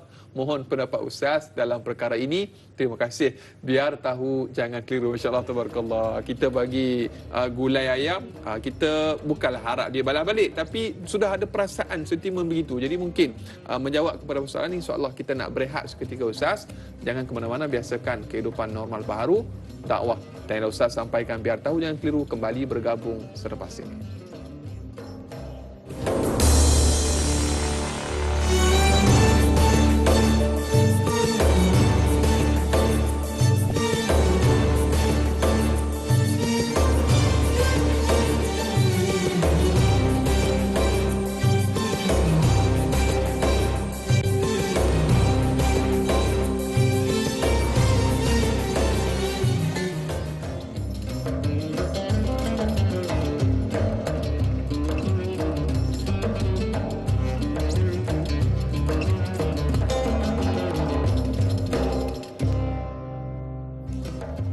Alhamdulillah, terima kasih dan terima kasih. Kurang lebih tepat sejam kita bersiaran. Tanyalah Ustaz, biar tahu jangan keliru. Alhamdulillah ibu-ibu, ayah-ayah, para penonton bakal penghuni syurga Allah Subhanahu Wa Taala. Kita masih lagi berbicara topik yang cukup menarik saya kira tentang akhlak, adab berjiran. Kita masih lagi bersama panel studio kita yang berbahagia, Profesor Madia Datuk Dr. Muhammad Izhar Arif. Dan kepada para penonton yang ingin mengajukan sebarang persoalan atau kemusykilan, jangan malu, jangan segan, terus hubungi kami 1800881677 atau paling mudah terus sahaja ke laman rasmi Facebook kami, Tanyalah Ustaz TV3. Dan jangan lupa bagi yang menonton menerusi FB Live untuk tekan butang kongsi, kita sama-sama bantu sebar luaskan, mudah-mudahan bermanfaat insya-Allah. Baik Ustaz, kita nak terus menjawab kepada persoalan sahabat kita yang bertanya tentang hadis Nabi sallallahu alaihi wasallam, masak kuah maka perbanyakkan airnya dan berilah kepada tetangga. Ni hadis riwayat Muslim. Tapi menjadi persoalan bila mana serba salah, sebab bila bagi jiran tu rasa macam nak kena balas balik. Kalau bagi terpawai kosong tu, bekas kosong tu rasa macam tak sedap. Jadi mungkin menjawab kepada persoalan ni Ustaz. Okey. Sekarang ni tuan-tuan dan puan, bila kita melihat kepada hadis Nabi sallallahu alaihi wasallam yang Nabi sallallahu alaihi wasallam bagi tahu kepada sahabat, idza tabakhtal maraq, bila kamu masak apa nama tu? Kuah ataupun kita katakan sup lah. Maraq, sup, fa'akthiru min ma'i, banyakkan airnya, banyakkan kuahnya agar dapat dikongsi-kongsikan kepada jiran tetangga. Ini menunjukkan bahawa Nabi SAW mengajar kita positive thinking, mengajar kita berfikiran positif. Maknanya bila kita memberi, pertama beri kerana Allah Subhanahu Wa Taala, yang kedua mempunyai sifat untuk mengeratkan suatu rahmi, yang ketiga kita tidak mengharapkan balasan. Itu yang diajar oleh Nabi. Jadi sekarang ni sahabat kita dia kata semua salah lah. Dia kata kita nak hantar dekat jiran, takut nanti kan jiran nak kena balas balik apa semua. Jangan risau. Sekarang ada kaedah, kalau kita risau gitu jangan risau. Kalau kita duduk risau, maka kita pakat-pakat tidak akan memberi. Betul. Sebab pakat duduk risau nanti kan orang tu balas apa semua. Ulama sebut antaranya Syekh Nuruddin Athir dalam mentafsirkan hadis ini, seorang ulama yang sangat dihormati di Syria, ulama hadis, dia kata apabila kita memberi makanan atau sebagainya kepada jiran tetangga, pertama sikap kita jangan mengharapkan orang tu balas. Itu yang pertama. Yang kedua, walaupun kita orang kata apa, kita risau orang tu akan bagi kat kita, akan balas balik kat kita, kita tetap mempunyai pendirian, tidak mengharap. Tapi kita tetap memberi. Maksudnya kita ni jangan tak bagi pula. Jadi macam mana cara untuk elak daripada kita ini tidak mengharap daripada balasan? Sebab ada orang dia mengharap, aku bagi mi goreng, dia akan bagi nasi lemak. Ada orang macam tu. Tapi kita sebenarnya kita jangan mengharap. Untuk elak daripada orang tu bagi kat kita sebagai contoh, ataupun jiran tu dia nak bagi juadah kat kita belilah tapawai yang pakai buang tu. Kan? Betul. Kita beli siap-siap letak dah bagi. Dia tak payah balas dah kat kita. Tapi sifat muslim dan muslimah ni bila dah berjiran ni dia tetap nak bagi juga. Walaupun dia bagi sikit, kita bagi bukan main, ayam sepera. Ayam sepera dia hantar kat kita kuih kari pak. Allah. Kita terima. Sebab itu namanya saling berkongsi nikmat, berkongsi rezeki. Itu budaya orang Melayu. Orang Malaysia atau rakyat Malaysia secara umum. Atau orang bukan Islam, kalau kita saya bagi baru ni saya bagi nasi lemak tau kat jiran-jiran. Termasuk pada orang bukan Islam. Saya bagi seorang nasi lemak, dia bagi balik nasi lemak. Lain kali tu. Dia bagi balik. Jadi maknanya nasi lemak tu dia beli dekat pasar dekat ni, kedai-kedai dekat kawasan rumah juga. Lepas situ 95%, 96% adalah orang orang Islam. Jadi dia beli kat situ, bagi balik, kita makanlah. Cuma budaya orang Arab tak boleh. Sekarang ni orang Arab ramai jiran kita kan. Orang Arab tolonglah. Kalau dia bagi kat kita satu pinggan, kita masuk tukar pinggan, kita pergi bagi terus kat dia. Jangan masa tu. Kejap, kita tunggu kat pintu. Dia pun kita masuk, tukar juadah, kita pun bagi balik. Dia akan barang tu, dia akan marah. Dia akan marah. Bukan budaya dia. Saya bagi karipak kot. Saya bagi karipak, dia baling karipak. Di Syria Ustaz? Dia baling karipak. Dia kata, aku bukan mengharapkan kau bagi balik ni. Rupanya orang Arab, kalau kita ambil tu dia punya pinggan, dia ambil dia punya juadah yang dia bagi tu, kita masuk, kita ucap terima kasih kat dia. Dia balik tak apa. Lepas dah siap, esok lusa kan kita ganti balik. Kita bukan gantilah, kita bagi balik dia punya pinggan dengan ada juadah dalam tu, dia terima. Jangan bagi on the spot. Allah Akbar. Macam sekarang, aku ingat saya masuk dalam. Kita tukar bagi kat dia. Itu pantang dia. Dia kata aku bukan mengharapkan balasan. Aku nak bagi kamu makan. Sebab Nabi SAW sebut at'imut ta'am, bagi makan kepada orang. Allah. Jadi oleh sebab itu kena faham budaya. Jadi jangan risau macam sahabat kita tadi, bagi je. Orang jangan risau pada orang nak bagi kat kita atau tidak. Yang penting kita tu bagi. Wallahu a'lam. Kita dah sebut sedikit berbincang daripada awal tadi Ustaz tentang kebajikan jiran dan sebagainya. Di sini Ustaz, persoalan yang berikutnya datang daripada sahabat kita mengenai soal agama Ustaz, soal kebajikan agama rohaninya Ustaz. Haryanti Nani bertanya di Facebook, Assalamualaikum Ustaz dan Da'i. Waalaikumsalam warahmatullahi. Apa yang perlu kita lakukan seandainya ada dalam kalangan jiran kita yang melakukan maksiat? Nak tegur atau nasihat ditakuti dikatakan menjaga tepi kain orang pula. Bolehkah alasan orang luar sebagai alasan untuk tidak masuk campur? Sekian, terima kasih. Allahu Akbar Ustaz. Terkadang ialah sabit dengan hadis Nabi SAW yang mana kita tahu cara mencegah kemungkaran juga dia ada kaedah-kaedah yang tertentu Ustaz. Cuma bila duduk dalam berjiran, terutama kita orang baru masuk dalam komuniti itu, jadi mungkin satu isu yang mungkin bakal berlaku, mungkin ada kaedah yang mungkin ada penyelesaian Ustaz. Baik, kita kena faham bila kita masuk dalam satu komuniti yang baru, pertama, kita yang masuk kena menghormati orang yang sedia ada. Itu penting. Yang kedua, orang yang sedia ada, yang dah duduk dalam tu, kena mempunyai perasaan lapang dada. Kita akan ada orang baru. Ada tetamu, ada jiran yang baru. Kita saling welcome. Bahasa Melayu apa? Saling meraihkan dan menerima each other. Banyak pula keluar.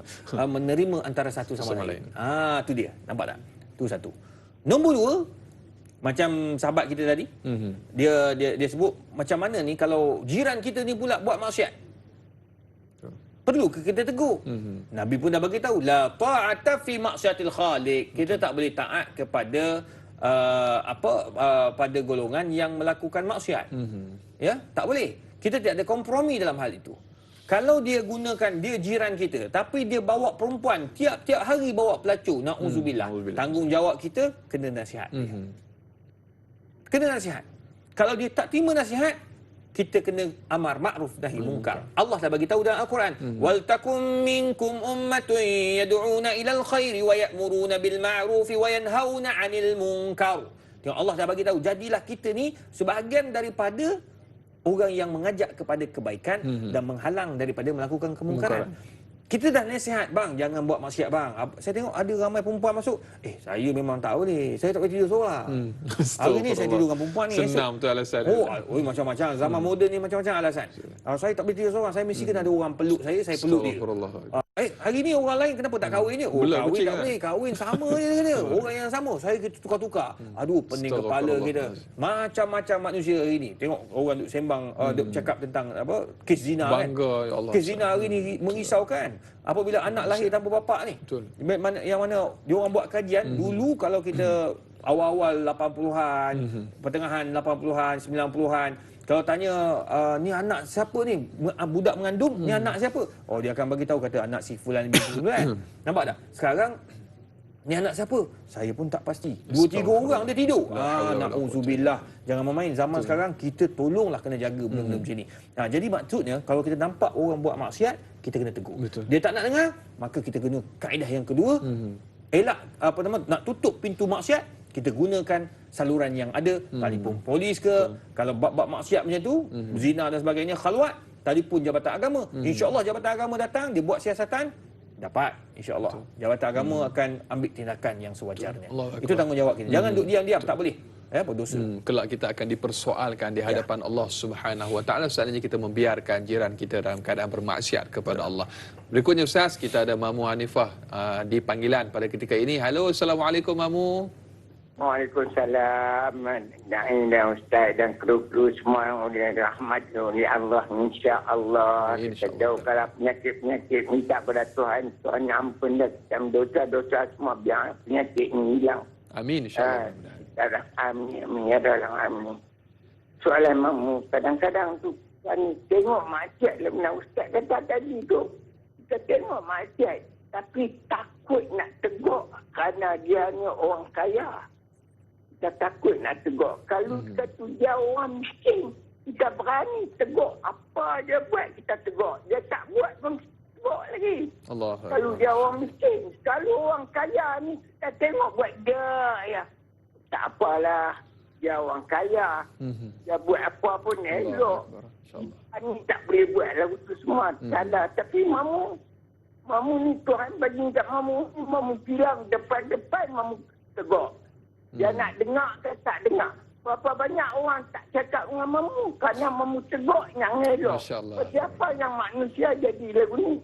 Ustaz tolonglah. Urai lagi dalam Assalamualaikum warahmatullahi wabarakatuh. Waalaikumsalam warahmatullahi wabarakatuh. Amin, insya-Allah, mudah-mudahan. Amin, insya-Allah. Terima kasih Mamu Hanifah dari Pulau Pinang, antara pemanggil setia kita juga. Alhamdulillah, walaupun di usia yang emas begitu masih tetap setia menonton channel Ustaz dan juga menyokong. Mudah-mudahan Allah memberikan kekuatan kepada Mamu, insya-Allah, mudah-mudahan. Soalannya Ustaz, ni pun masih lagi berkisar tentang masalah orang kaya dan juga orang miskin Ustaz. Tapi persoalannya saya kira mungkin tidak semua begitu, mungkin segelintir sahaja. Mohon Ustaz bagi nasihat sikit Ustaz, insya-Allah. Okey, mengenai menegur, ya. Islam mengajar yang ayat yang saya sebutkan tadi, kita diminta untuk menjadi umat yang menegur. Betul. Umat yang memberi nasihat. Ad-dinun nasihah. Agama itu penuh dengan nasihat. Dan antara tanggungjawab jiran tetangga itu juga nasihatul jar wa ta'limih. Memberi nasihat kepada jiran tetangga, wa ta'limuh, dan memberi ilmu kepada mereka. Ya. Jadi dalam hal ini kita tak kisahlah jiran kita tu kaya ke, jiran kita tu miskin ke, siapa saja yang kita mampu untuk memberi nasihat, kita bagi nasihat. Dan nasihat ni pula tuan-tuan perempuan, macam Mamu tak apalah, orang berani. Ada orang dia tak berani. Jadi itu sebab Nabi SAW dia ajar kita, kalau nak tegur, kalau mampu tegur dengan tangan, tegurlah dengan tangan. Tak mampu tegur dengan tangan, tak mampu tarik. Jangan buat maksiat, Syekh. Jangan buat maksiat, jangan buat begitu. Sallu ala Nabi. Dia tak bagi satu kan. Kalau dia tak dia ni orang tak berani gitu, takut saya tak berani, saya bab nak megang-megang orang memang dok kata. Nombor dua, tegur dengan mulut. Tak mampu tegur dengan mulut. Oh, tak mampu Ustaz. Dia punya mulut Ustaz, saya punya mulut satu kali keluar, dia keluar 100 kali keluar Ustaz. Mulut dia laju betul. Tak berani saya, tak berani. Nombor 2. Nombor 3, tegur dengan hati. Maksudnya hati kita tu tak setuju dengan apa yang dia buat. Dan kita minta orang lain tolong nasihatkan. Itu juga salah satu daripada nasihat kepada mereka yang melakukan kemungkaran, mereka yang melakukan maksiat. Walaupun dia kaya, dia miskin, tidak ada bezanya. Sebab Nabi SAW memberi nasihat kepada semua. Kepada pemimpin, kepada rakyat, kepada orang kaya, kepada semua yang sepatutnya Nabi SAW sampaikan. Itulah tanggungjawab Rasul dan para ulama juga. Al-ulama warasatul anbiya. Ulama pun sama juga perlu memberi nasihat yang terbaik kepada para pemimpin. Sebab sebuah negara ini tidak akan bahagia, tidak akan mencapai ke tahap baldatun thayyibatun wa rabbun ghafur dengan adanya 4 perkara. Pertama, dengan adanya amanatul ulama. Kena ada ulama-ulama yang amanah, menyampaikan dakwah, menyampaikan nasihat, menyampaikan pandangan yang benar dan ikhlas.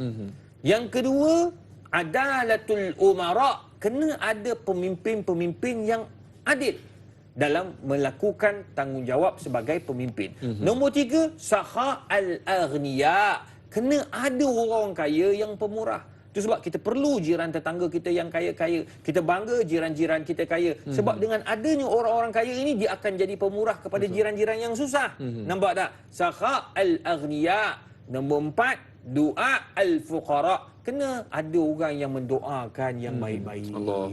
Orang fakir miskin lah suka doa. Bila orang kaya memberi makan, orang kaya memberikan bantuan, tambah-tambah ni musim-musim PKPB ada yang putus makanan dan sebagainya. Kita pakat-pakat kutip duit pergi bagi bantuan kepada kumpulan-kumpulan orang-orang susah dekat flat-flat yang susah dan sebagainya. Insya-Allah Allah akan mempermudahkan urusan sebab doa daripada orang fakir miskin. Wallahu a'lam. Allahu akbar. Persoalannya Ustaz kepada sidang penonton, khususnya yang menonton kita pada pagi ini, kita berbicara tentang akhlak adab berjiran. Bila terakhir kalinya kita ziarah dan juga bertanya khabar jiran kita?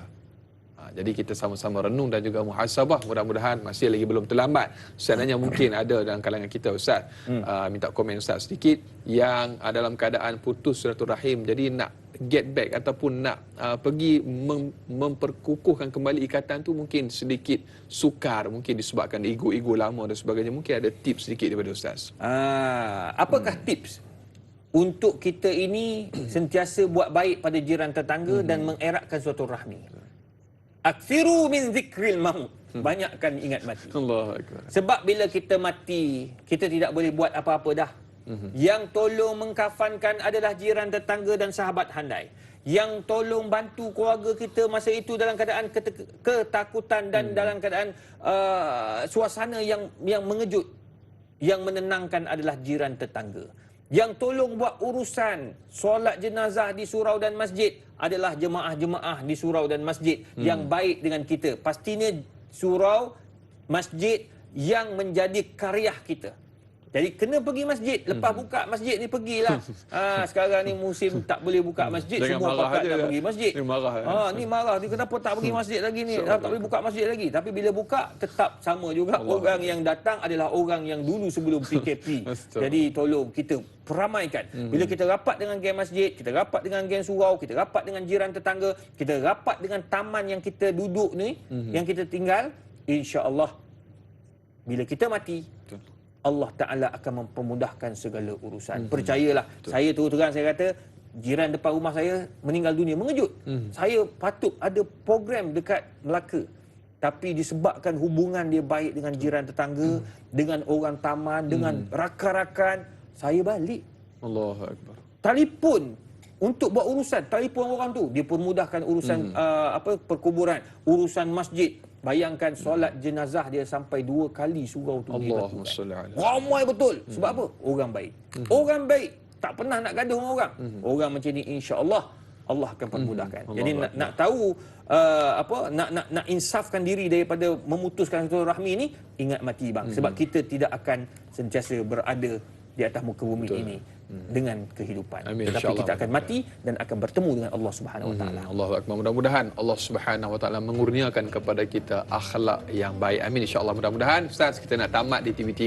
Insya-Allah kita akan sambung perbincangan kita di TV9 lanjutan 30 minit. Saudara, biasakan kehidupan normal baharu dakwah. Tanyalah Ustaz, sampaikan biar tahu dengan keliru, kembali bergabung di TV9 selepas ini.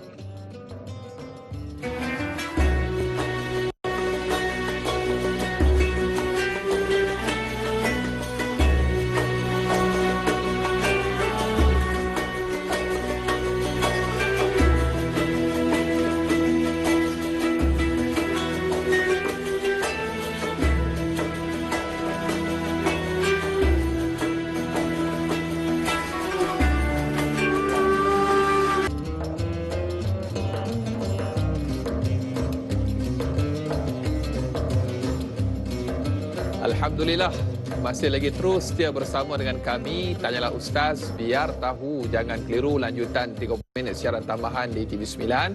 Ibu-ibu, ayah-ayah, para penonton bakal penghuni syurga Allah Subhanahu Wa Taala. Kita masih lagi berbicara topik akhlak, adab berjiran. Kita bersama yang berbahagia Profesor Madya Datuk Dr. Muhammad Izhar Arif, dan telah pun banyak kita bincangkan Ustaz, dan terutamanya tentang jiran-jiran. Ada jiran yang ada 1 hak, 2 hak, 3 hak, dan kita nak menyeru ataupun mengajak lagi kepada para penonton yang mungkin mempunyai sebarang persoalan atau kemusykilan yang ingin diajukan, terus hubungi 1800 881677 atau terus sahaja ke laman rasmi Facebook kami, Tanyalah Ustaz TV3, insya-Allah. Baiklah Ustaz, soalan yang berikutnya menerusi sahabat Facebook kita yang bertanya, Rahizah. Assalamualaikum Ustaz dan Da'i. Waalaikumsalam warahmatullahi. Soalannya, bagaimanakah caranya untuk kita menerapkan nilai-nilai dan adab kejiranan terhadap golongan remaja dalam arus perspektif penghidupan moden masa kini? Mohon perkongsian ilmu daripada Ustaz dan Da'i. Terima kasih. Kak Zah dari Cenur, Pahang bertanya. Orang kata anak-anak remaja ni dia perubahan zaman ni yang mungkin sedikit berbeza daripada zaman kita dulu Ustaz. Sedikit berbeza Ustaz. Satu perkara yang saya perlu ingatkan kepada semua, termasuk diri saya, Betul. yang mana kita mempunyai anak-anak remaja. Betul. Anak-anak remaja hari ni dia tak macam dulu. Dulu zaman saya kecil-kecil dulu, kalau ayah nak ajak pergi makan, ayah nak ajak pergi rumah kawan-kawan, rumah jiran tetangga, kita nak pergi. Nak pergi, suka. Sebab apa? Kita dapat jumpa kawan-kawan yang baru. Zaman sekarang tak. Bila ajak pergi rumah family, ajak rumah jiran tetangga, ajak rumah kawan-kawan, tak apalah, papa pergilah. Tengok, budak-budak sekarang ni kalau pergi pun mesti ada gadget kat tangan. Betul. Dia tak ada bercakap dah tidak ada sosial antara mereka.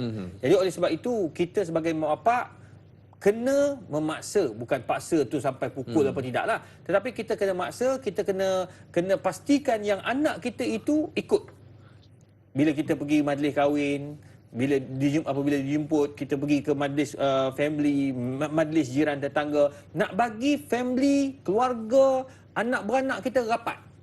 Samalah juga dalam jiran tetangga ni, bila jiran-jiran kita buat program, buat makan-makan, ajak semua anak-anak pergi. Handphone bawa, tapi jangan main. Betul. Jangan pula sampai rumah jiran, boleh bagi nombor wifi. Alamak. Allah, itu soalan pertama. Dan nasihat saya Betul. kepada semua pemilik wifi, jangan bagi kepada budak-budak ni. Biar dia tak ada wifi, dia tak boleh main game.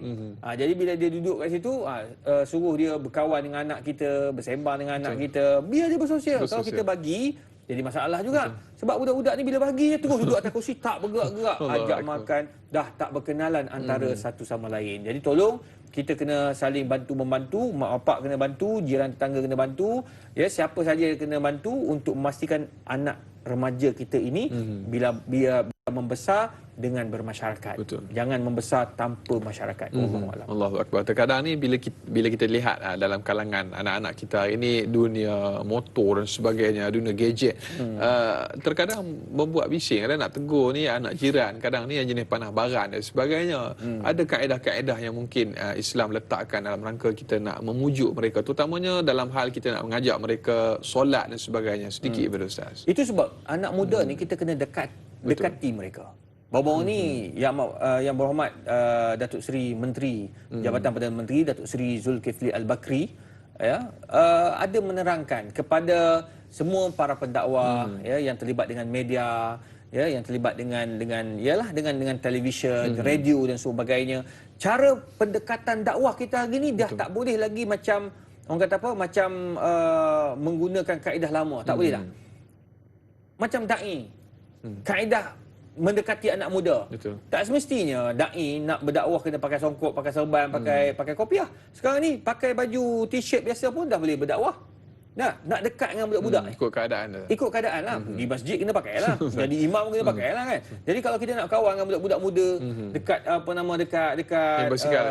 Naik basikal takkan pakai jubah pun. Tersangkut jatuh weh. Jadi dia kena tahu, kena pakai pakaian yang sesuai. Lepas tu pada masa yang sama kita kena join budak-budak muda punya program. Macam ustaz sendiri pun ikut join pergi naik basikal. Basikal, tapi basikal bukan saya punya jiwa lah. Saya bukan jiwa naik basikal lah. Jiwa saya adalah hiking, bukit. Grup saya ni asalnya saya ni 4 orang je. Kawan-kawan UKM, doktor perubatan, pakar bedah seorang, lepas tu ada seorang pakar komunikasi, seorang lagi saya, lepas tu adalah seorang lagi. Rumah saya lupa pula 4 orang. Allahu akbar. Bini kita, dia pun ikut. Tapi rumah saya ni jiwa dia bukan naik bukit, dia zumba punya geng. Tapi dia rapat dengan jiran-jiran dia, pergi zumba. Saya pula geng-geng muda-muda ni bermula dengan 4 orang, sekarang sudah ada dekat 20 orang. Naik bukit. Bila naik bukit, kita dapat ingatkan antara satu sama lain, ingatkan tentang kebersihan. Bila nampak sampah, bila nampak tung-tung, kita akan tegur. Tengok, inilah sikap yang tidak baik. Jadi budak-budak tengok tau. Budak-budak, bila saya cakap, dia orang akan kata, ni tak bagus kan, ni tak bagus. Kita kena pastikan yang kita sentiasa mendekati mereka untuk buat benda-benda yang baik. Allahu akbar. Mudah-mudahan terjawab persoalan sahabat kita yang bertanya. Berikutnya Ustaz di talian pada ketika ini, pemanggil yang berikutnya. Assalamualaikum. Waalaikumsalam warahmatullahi wabarakatuh. Ustaz, doktor dan dai. Waalaikumsalam warahmatullahi wabarakatuh. Saya Haji Tukinon Haji Muhammad Saleh daripada Sekolah Johor ya. Ya, Haji, doktor silakan. Dan dai Anas. Ya. Saya nak minta pandangan atau pendapat daripada Ustaz. Kita ni duduk di rumah pangsa. Rumah pangsa tu kadang-kadang kita nak bersilaturahmi tak jumpa Ustaz. Macam mana soalan gini? Saya, contohlah saya masuk pagi, dia keluar petang. Saya balik petang, dia keluar pagi. Jadi berselisih masa, Ustaz. Tak pernah jumpa. Baik. Jadi macam mana caranya nak bersilaturahmi yang baik? Sebab kita tak pernah jumpa. Mungkin orang katanya, jiran awak siapa? Saya pun tak tahu. Macam itu. Lagi satu nak tambah, Ustaz, berkenaan anak-anak kita. Anak-anak kita ni, bila duduk di rumah jiran-jiran, tak pernah jumpa. Dia berkurung, kita berkurung. Rasakan nak pergi masjid pun jarang sekali. Jadi nak minta pandangan cara-cara kita nak tunjuk ataupun nak mengatasi masalah ni. Itu saja soalannya Ustaz pagi ini. Terima kasih. Assalamualaikum. Waalaikumsalam warahmatullahi wabarakatuh. Alhamdulillah. Tahniah Tuan Haji Tukinun atas soalan yang cukup menarik. Antara saya kira jiran yang peka ni mewakili jiran-jiran yang lain. Saya kira duduk di kawasan kejiranan rumah pangsa yang saya kira ramai dan juga banyak isi rumah tu, saya kira satu perkara yang cukup mencabar juga dalam keadaan pandemik COVID-19 ni Ustaz. Dan ramai juga yang tidak terkecuali yang dibuang kerja dan sebagainya. Ini cabaran yang perlu dilalui. Kemudian nak cerita tentang giliran masa bekerja tu, shift dia panggil, ada yang kerja siang, ini pula kerja malam. Jadi selisih tu pun masa dekat lift pun kadang-kadang tak sempat nak bersua muka. Dan juga isunya tentang anak-anak remaja juga tadi Ustaz disoalkan. Okey, pertama untuk mereka yang hidup di rumah-rumah bukan pangsa saja, rumah teres, rumah taman. Ada yang kerja pagi, ada kerja petang, ada kerja malam. Jadi tak jumpa. Jadi apa yang perlu kita buat? Pertama, kita kena berkenalan dalam WhatsApp group. Kita dah ada group. Tu buat saya cakap, kita kena berkawan dan berkenalan dalam WhatsApp group. Jadi dia orang akan hantar gambar, boleh perkenalkan diri, dia hantar gambar ni muka saya, ni anak saya. Manfaatkan teknologi Ustaz. Manfaatkan teknologi. Ini tidak duk sibuk tanya orang tu jadi ke tak jadi kan. Duk sibuk yang itu tak baguslah. Itu satu. Nombor dua, kita kena, walaupun kita tidak sempat berjumpa dengan jiran kita sebab kerja shift, apa yang perlu buat? Orang yang anak beranak kita, family kita yang tidak kerja shift, isteri-isteri mereka ataupun keluarga mereka yang tidak kerja shift boleh bertemu pada waktu yang mereka boleh jumpa. Wakil. Wakil ada. Saya pejabat. Suami tu pejabat. Isteri ada tak? Betul. Isteri tu kena berhubung. Jadi bukan kita seorang. Betul. Jadi kita kena sama-samalah bekerjasama untuk mengeratkan silaturahmi antara jiran tetangga, tak kira di mana kita duduk, pangsa tak pangsa, kan? Itu nombor 2. Nombor 3, kena hidupkan rumah-rumah Allah. Setiap rumah pangsa ke, rumah taman ke, rumah apa ke, tetap akan ada surau. Betul. Surau komuniti kita. Datang kat surau Hidupkan. tu. Baru kita boleh kenal. Takkanlah sibuk macam mana pun. Tiap-tiap hari, takkanlah hari Sabtu Ahad pun sibuk. Kan? Takkanlah kalau kata hari Sabtu kerja, hari Ahad pun sibuk. Takkanlah tiap-tiap hari 24 /7 kerja. Jadi oleh sebab itu kita kena hidupkan rumah-rumah Allah ini. Dekat situlah komuniti yang kita akan berkenalan antara satu sama lain, insya-Allah. Akbar. Jangan masa kecemasan je orang blok kereta je baru nak guna speaker surau Ustaz. Buat pengumuman nombor pendaftaran sekian-sekian, tolong alih kereta, saya nak keluar. Allahu akbar. Ini satu perkara yang perlu sama-sama kita ambil syakna. Mudah-mudahan Allah memberkati kita. Insya-Allah Ustaz, kita nak berehat sekali lagi, biasakan kehidupan normal baharu dakwah. Dan ialah Ustaz sampaikan biar tahu jangan keliru, kembali bergabung selepas ini.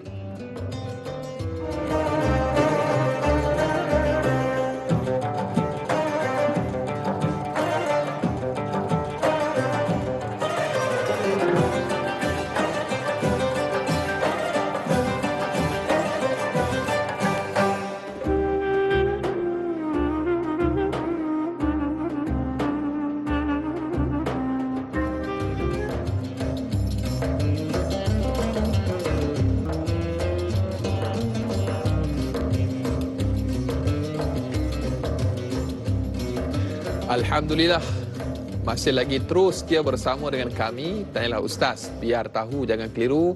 Masih lagi berbicara topik akhlak adab berjiran. Kita bersama yang berbahagia Profesor Madya, Datuk Dr. Muhammad Izhar Arif, Pensyarah Kanan Fiqh Fatwa dan Pusat Kajian Syariah UKM. Dan Ustaz, banyak yang telah pun kita perkatakan sehingga hujung rancangan ni Ustaz, kita nak raikan lagi soalan yang berikutnya daripada sahabat kita yang bertanya di Facebook. Laman Terapi Sunnah. Assalamualaikum Ustaz dan Da'i. Waalaikumsalam warahmatullahi.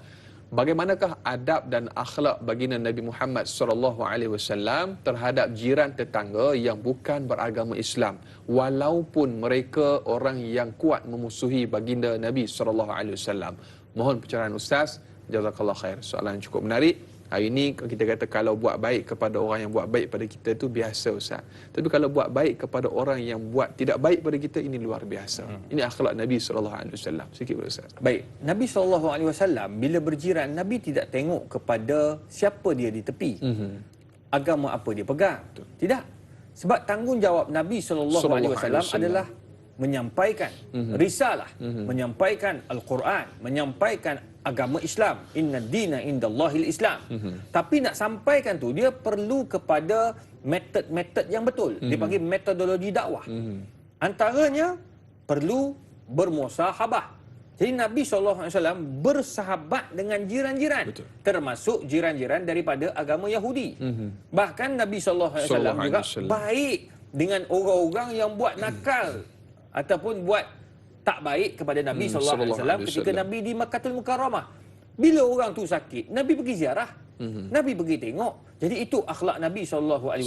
Jadi oleh kerana itu, tuan-tuan puan-puan, bila kita berjiran ni, kita kena berkawan, kita kena bersahabat. Nombor 2, kita cuba dipanggil ihtimal azal jar.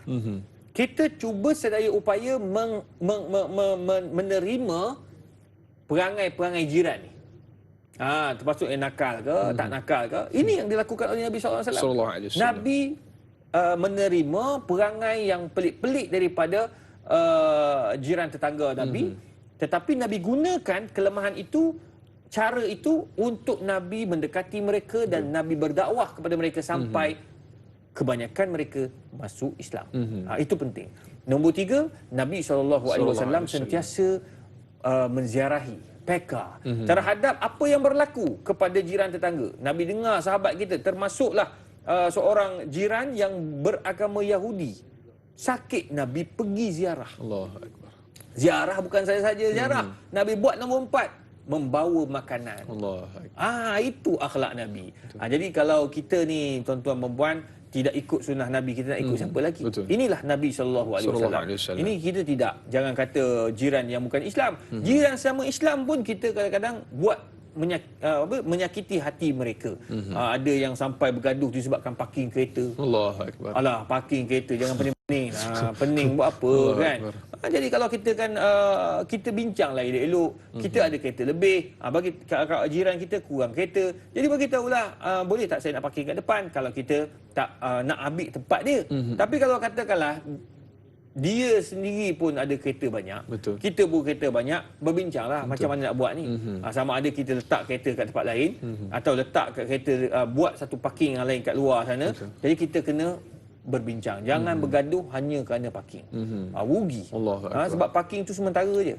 Akan datang yang paling besar adalah apabila berlakunya kematian. Betul. Wallahu a'lam. Allahu akbar. Kadang satu rumah tu 4-5 biji kereta Ustaz, masya-Allah tabarakallah. Parking pula terhad. Jadi ini satu perkara yang Ustaz kata tadi, bahasa Ustaz kita bicara, kita sembang empat mata supaya tidak timbul salah faham dan juga dalam istilahnya miscommunication Ustaz, masya-Allah. Dan Ustaz, hari ini zaman yang saya kira zaman teknologi yang perlu dimanfaatkan.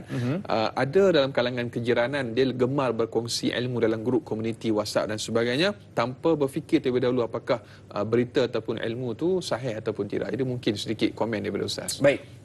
Niatnya bagus tak? Niatnya bagus. Ilmu ataupun pengkhabaran, setiap benda yang sampai kepada kita perlu kepada penelitian. Betul. In ja'akum fasiqun binaba'in fatabayyanu. Cari jalan penyelesaian iaitu dengan mengkaji, menyelidik setiap pengkhabaran yang sampai kat kita. Tak kisahlah pengkhabaran mengenai jiran-jiran tetangga, mengenai rakan taulan, sahabat handai, anak beranak. Setiap pengkhabaran yang sampai kepada kita perlu diperhalusi dan perlu diselidik. Tambah-tambah yang berkaitan tentang benda yang negatif. Betul. Kematian, sakit, apa lagi, koma, aksiden dan sebagainya. Perlu ambil perhatian. Baru kita tidak akan menyebarkan maklumat yang salah. Ya, kalau kita menyebarkan maklumat yang salah, banyaklah implikasinya. Fitnah tersebar, kita pula kena minta maaf, banyak isu. Jadi oleh sebab itu kena berhati-hati dalam nak menyebarkan maklumat. Tambah-tambah sekarang ni dengan IG, Instagram. Betul. Ya, Instagram, Facebooknya, WhatsAppnya. Bahkan kita kena ingat, setiap daripada kita ini akan ada orang yang tak senang. Allah. Tak ada, tidak, jangan kata kita, jangan kata Ustaz Izhar. Muhammad sallallahu alaihi wasallam, Rasulullah, Nabiullah pun ada orang tak senang pada dia. Allahu akbar. Ada orang tak senang. Itu sebabnya masa zaman Nabi SAW berdakwah dekat Mekah, berapa ramai yang masuk Islam? Tak sampai 100 pun dalam satu riwayat. Yang lain semua tak suka Nabi. Allah. Bila Nabi masuk Madinah, bukan semua umat manusia atas muka bumi masuk Islam. Ada yang tak suka pada Nabi. Bahkan dalam Madinah sendiri ada Ubay bin Ka'ab. Kan? Ada ketua munafik dan munafik-munafik yang lain. Tak suka pada Nabi. Dia Islam depan, tapi belakangnya dia kutuk Nabi. Jadi oleh sebab itu, kita ni tuan-tuan, takkan lari daripada musuh. Bila kita ada musuh, bila kita ada orang tak senang, fitnah adalah jalan penyelesaian untuk mereka yang tak takut kepada Allah Subhanahu Wa Taala. Jadi kita yang takut ni tabayyun, berhati-hati. Allahu akbar. Kita takut orang yang jenis golongan seperti Ubay bin Khalaf jadi tak, dia depannya lain, dia belakangnya lain. Ini satu perkara yang disebut sebagai munafik Ustaz, masya-Allah tabarakallah.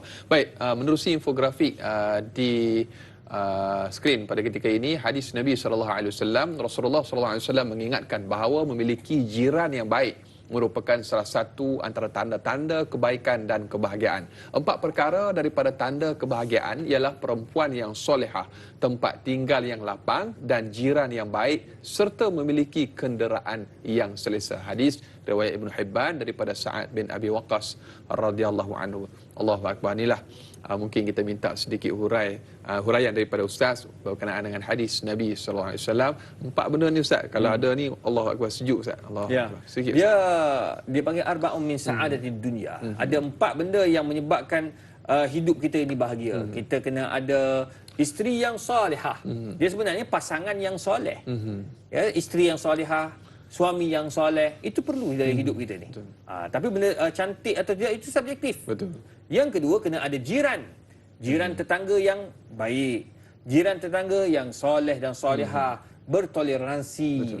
jiran yang sentiasa nak kepada kebaikan, itu penting.